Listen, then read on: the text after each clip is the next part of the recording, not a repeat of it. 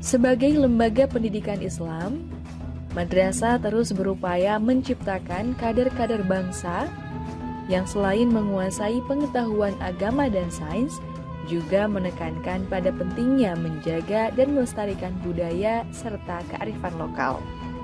Untuk itulah, seluruh siswa-siswi madrasah, selain dibekali dengan ilmu-ilmu pengetahuan keislaman dan sains modern, juga dibekali tentang pentingnya berinteraksi dan menjaga hubungan baik dengan masyarakat sekitarnya.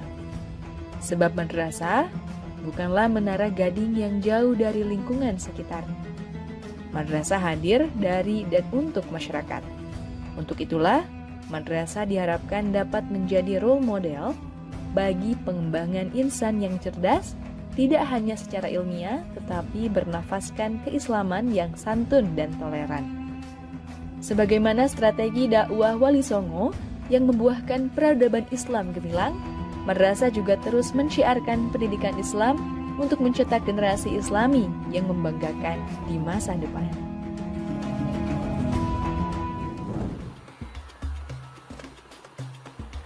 Assalamualaikum warahmatullahi wabarakatuh. Alhamdulillah wa syukurillah, saya Hamdan Al-Kafi kembali bisa menemani Anda semua adik-adik di rumah dalam sebuah program yang insya Allah selalu memberikan manfaat dan maslahat untuk kita semua, yakni program Syiar Madrasah Ramadan. Sebuah program edukatif untuk kalian semua siswa-siswi madrasah di seluruh tanah air dengan berisikan materi pembahasan mengenai baca tulis dan juga kandungan ayat suci Al-Quran, tarikhul Islam atau sejarah Islam di Nusantara, pendidikan akhlak dan juga sains.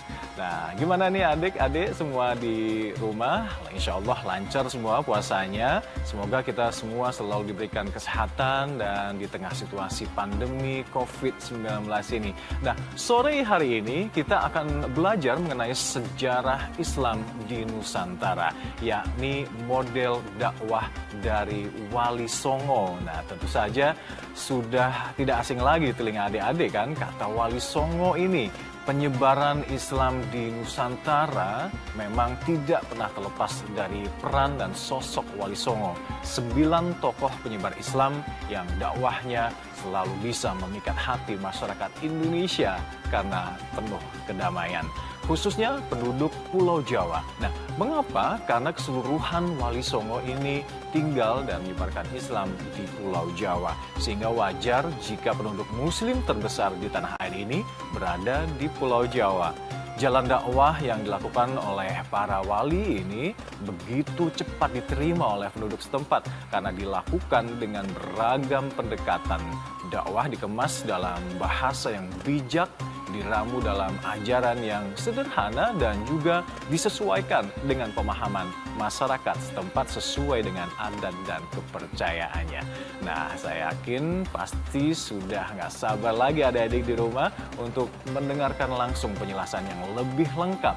Namun sebelumnya, yuk mari kita kenalan dulu dengan pengajar kita hari ini berasal dari Universitas Islam Negeri Maulana Malik Ibrahim Malang, Jawa Timur, yakni Bapak Muhammad Yahya. Ini dia profilnya.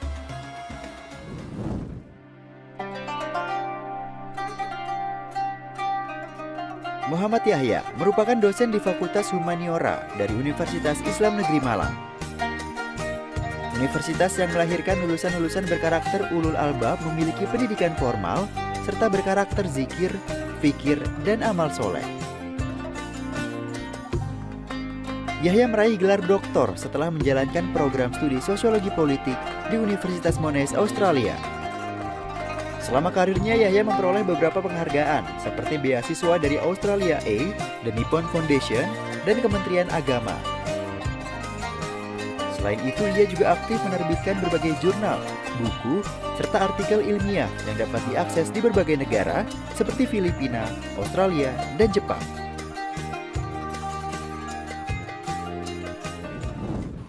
Nah, itu dia adik-adik profil pengajar kita hari ini. Setelah ini jangan lupa kita akan terus mendengarkan bagaimana pembahasan lengkapnya mengenai model dakwah dari Wali Songo ini. Jangan lupa juga nanti di penghujung acara ini ada kuis tentunya yang bisa adik-adik ikuti. Sebentar lagi ya, jangan kemana-mana, tetaplah bersama kami di Syiar Madrasah Ramadan.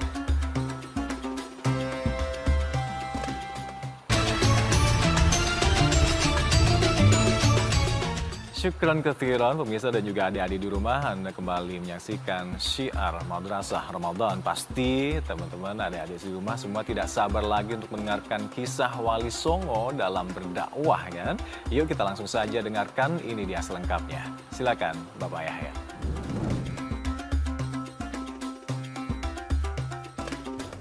Assalamualaikum warahmatullahi wabarakatuh. Alhamdulillahilladzi tatimmus salihat, salatan wa salaman ala sayyidina Muhammad sayyidis sadat wa ala alihi wa ashabihi an-nujuman nayyirat. Siswa-siswi madrasah dan pemirsa Metro TV yang dirahmati Allah Subhanahu wa taala. Bagaimana kabar kalian hari ini? Bagaimana puasanya? Semoga tetap dalam keadaan sehat dan Allah menerima puasa kita. Amin ya rabbal alamin. Topik syiar madrasah kita kali ini adalah strategi dan dakwah Wali Songo. Dakwah berasal dari kata da'a yad'u da'watan. Dalam bahasa Arab klasik, dakwah dimaknai mengundang atau mengajak, to call, to invite. Penggunaannya dahulu di dalam masyarakat Arab klasik adalah mengundang seseorang untuk menikmati jamuan makanan atau minuman. Karena itu, dakwah tentu saja harus dilakukan dengan cara yang baik. Adakah orang mengajak makan dan minuman dengan cara yang tidak baik? Tentu tidak ada. Karena itu, dakwah harus berbarengan dengan sesuatu yang baik. Rasulullah SAW menyatakan, "Innar rifqa la yakunu fi syai'in illa zanah wa la yunza' min syai'in illa syanah." Sesungguhnya kelembutan itu kalau diletakkan pada sesuatu, berada pada sesuatu, tentu dia akan menjadi penghias dan menjadi kebaikan atas sesuatu itu. Tapi jika dibuang dari sesuatu, maka justru akan membuat jelek. Karena itu dalam prinsip dakwah, sebagaimana yang dilakukan oleh Wali Songo nanti, kita akan melihat dakwah Wali Songo, yassiru wa la tu'assiru, dakwah yang memudahkan dan tidak menyulitkan, basyiru wa la tunaffiru, memudahkan, menggembirakan dan tidak membuat orang lari. Wali Songo adalah sekelompok orang-orang hebat. Bayangkan saja, Islam masuk ke Indonesia, ada yang menyatakan di masa Umar bin Abdul Aziz, atau ada yang menyatakan di abad ke-7 sampai abad ke-14, Jawa terutama belum mampu diislamkan secara maksimal. Akan tetapi oleh kelompok orang ini, yang jumlahnya ada yang menyatakan 9 orang, mampu diislamkan di akhir abad ke-14 atau awal abad ke-15 dengan waktu yang relatif amat sangat singkat, 50 tahun. Bayangkan 50 tahun, orang-orang hebat ini mampu melakukan dakwah yang gilang gemilang, sehingga menjadikan Jawa yang awalnya beragama selain Islam, kemudian beralih menjadi beragama Islam dan hidup serta berkebudayaan Islam. Karena itu, melihat dakwah dan strategi dakwah Wali Songo menjadi sesuatu yang menarik. Yang pertama, dakwah Wali Songo itu memiliki karakter tadarruj, bertahap. Wali Songo tidak melakukan dakwah dengan semena-mena ketika melihat sesuatu yang dirasa bertentangan dengan nilai-nilai Islam, kemudian menghilangkan demikian. Akan tetapi, Wali Songo melakukan perubahan secara perlahan. Dan yang kedua, adamul haraj, tidak ada paksaan, dengan cara yang lembut, dengan cara mengajak, dengan cara yang sebagaimana di Al-Quran, bil hikmah wal mau'izatil hasanah, dengan kebijaksanaan, dengan kalimat-kalimat yang lembut, yang mampu menyentuh hati, dan kemudian wajadilhum billatihi ahsan. Kalaupun melakukan perdebatan dan argumentasi, justru dilakukan dengan cara yang lebih baik. Mari kita lihat bagaimana dakwah Wali Songo yang kemudian menjadi figur-figur terbaik di dalam dakwah pada masyarakat Jawa terutama. Yang pertama, dakwah yang dilakukan oleh tokoh kita namanya Maulana Malik Ibrahim. Nah, dan itu tadi beberapa pendekatan dalam berdakwah yang dilakukan oleh para wali songo. Dan kita nanti akan lanjutkan kembali setelah ini. Jangan lupa nanti di akhir acara ada kuis yang bisa adik-adik ikuti. Tetap bersama kami di Syiar Madrasah Ramadan.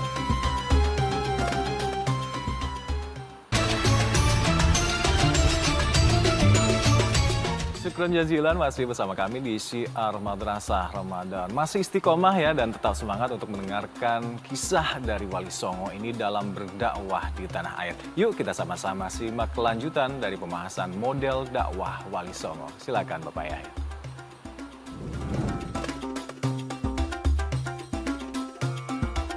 Siswa-siswi madrasah, para pemirsa Metro TV dalam Syiar Madrasah yang dirahmati Allah Subhanahu wa taala. Maulana Malik Ibrahim, tokoh Wali Songo yang pertama ini, datang dari Azerbaijan. Kemudian dia pindah ke Mesir. Tidak saja belajar ilmu agama, tapi beliau belajar kepada para fallahin, para petani di Mesir. Dan kemudian beliau menetap di Gresik. Dakwah pertama yang dilakukan oleh Sunan Bonang. Apa yang beliau lakukan? Jawa saat itu baru saja mengalami kekeringan dan kelaparan karena ada peperangan yang dikenal dengan Perang Parekrek antara Wikramawardhana dan Priwirabumi. Pada saat itu pertanian terbengkalai, orang lari ke gunung sehingga pertanian hampir tidak terurus dengan baik. Maulana Malik Ibrahim yang menjadi nama institusi UIN Malang ini menarik untuk kita lihat. Beliau melihat bahwa kali Berantas hampir mirip dengan kali Sungai Nil. Karena itu kemudian dakwah yang pertama dilakukan oleh Maulana Malik Ibrahim bukan mendakwai secara teologis tapi secara agricultural. Beliau kemudian membangun bendungan dan mengajari orang-orang Jawa pada saat itu bagaimana bertani yang baik. Dan bahkan beliau dengan cara yang amat sangat telaten mulai menyapa orang-orang di bawah, memberikan pengobatan yang gratis. Maka apa yang dilakukan oleh Maulana Malik Ibrahim itu menarik minat orang-orang, terutama dari kalangan para petani. Sehingga mereka mulai melihat Maulana Malik Ibrahim dan tertarik. Baru kemudian setelah mereka tertarik, Maulana Malik Ibrahim mengembangkan menjadi dakwah teologis. Berbeda dengan Abdurrahim Al-Maghribi yang dikenal dengan Sunan Maghribi atau Sunan Grebek, adalah orang yang fokus dakwahnya justru ke pengobatan. Jadi kalau Maulana Malik Ibrahim bergerak di agricultural, Sunan Maghribi bergerak di bidang kedokteran. Justru dia adalah orang yang melawan para dukun-dukun di Jawa, menyembuhkan orang-orang yang poses by jin, yang kemasukan jin dan seterusnya. Lain lagi dengan Ahmad Rahmatullah atau yang dikenal dengan Sunan Ampel. Dakwah beliau justru adalah dakwah yang kali ini mungkin dikenal dengan political science. Beliau dikasih tempat di Ampel Delta dan mendirikan perguruan yang pertama bukan untuk mengajari agama Islam, tapi mengajari tata negara. Ini yang menarik, Sunan Ampel menjadi orang yang paling expert di dalam bagaimana menciptakan government yang baik, pemerintahan yang baik. Maka ketika orang belajar di sana, pelan-pelan, kemudian Sunan Ampel juga mengajarkan agama. Lain lagi misalnya dengan Sunan Giri. Sunan Giri yang dikenal sebagai Mahaguru pada saat itu juga mengajarkan dengan cara yang lebih menarik lagi. Beliau mendirikan pesantren yang nanti terkenal dengan Susuhunan Gresik, yang tidak saja mengajarkan agama, tapi juga kemudian mengajarkan agama lewat nyanyian, tembang, sebagaimana yang kita ketahui salah satu lagunya adalah Cublak-Cublak Suweng. Sunan Bonang dan Sunan Kalijogo adalah dua di antara Wali Songo yang juga mengejarkan, mendakwakan agama Islam ini melalui proses kultural. Sunan Kalijogo misalnya adalah orang pertama yang menciptakan model dakwah yang berbeda dengan yang lain, yaitu melalui kesenian.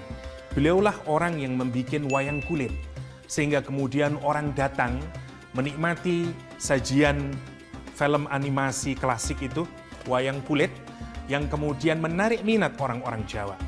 Dan di wayang kulit itulah Sunan Kalijogo memasukkan nilai-nilai Islam.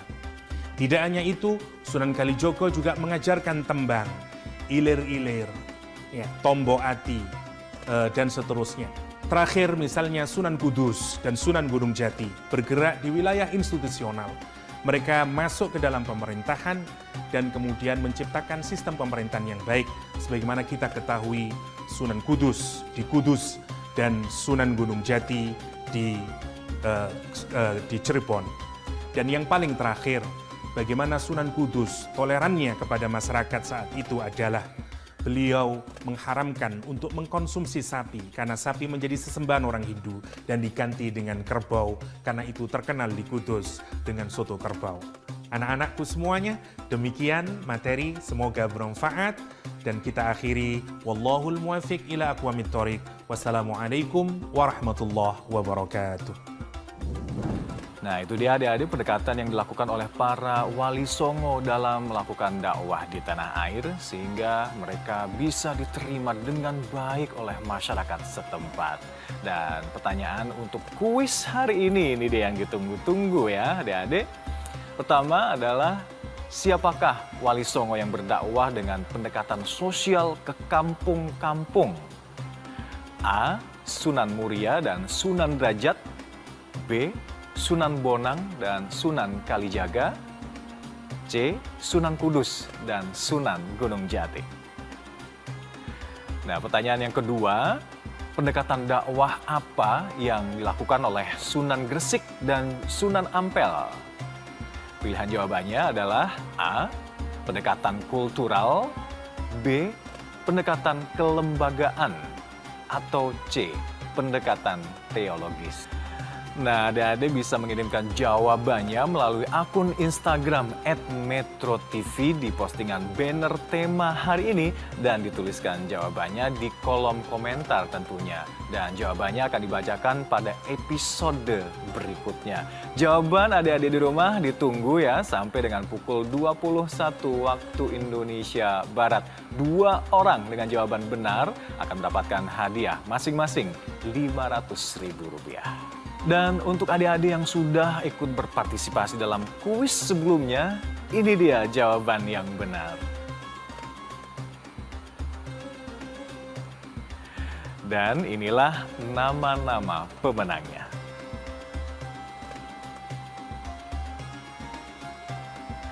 Selamat ya untuk adik-adik yang sudah menjawab dengan benar. Dan untuk pertanyaan kuis hari ini, ingat adik-adik bisa dapatkan jawabannya esok hari. Adik-adik dan juga pemirsa di rumah, pendekatan dakwah yang dilakukan oleh para wali yang dikenal dengan wali songo ini dalam memperkenalkan Islam tidak serta-merta instan dan tanpa kekerasan. Para wali telah merumuskan strategi khusus dakwah yang akan dilakukannya. Cara berdakwah para wali ini merupakan landasan penting yang juga wajib dipegang oleh setiap juru dakwah pada saat ini atau zaman sekarang ini. Saksikan terus pemirsa Syiar Madrasah Ramadan setiap hari Senin hingga Jumat setiap pukul 16.05 waktu Indonesia Barat hanya di Metro TV. Sampai jumpa. Wassalamualaikum warahmatullahi wabarakatuh.